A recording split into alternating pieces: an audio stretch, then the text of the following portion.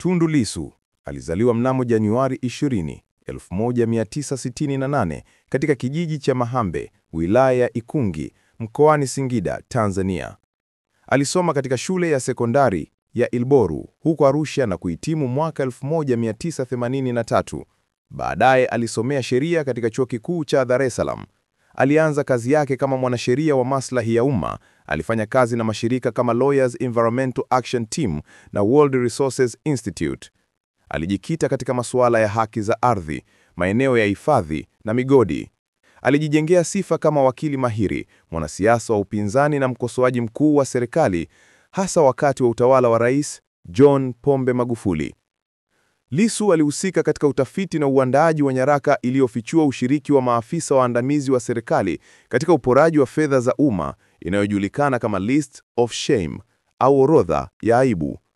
Mwamba huyu alikamatwa mara kadhaa mwaka 2017 kwa tuhuma mbalimbali ikiwemo kumtukana rais na uchochezi. Lissu alichaguliwa kuwa mbunge wa jimbo la Singida Mashariki kupitia chama cha Chadema kuanzia mwaka 2010. Alihudumu pia kama mwanasheria mkuu wa Chadema na mnadhimu wa kambi rasmi ya upinzani bungeni.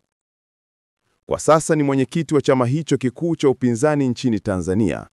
Mnamo Septemba 7, mwaka wa 2017, Tundu Lissu alishambuliwa na kupigwa risasi nyumbani kwake Dodoma, ambapo alipata majeraha mabaya sana.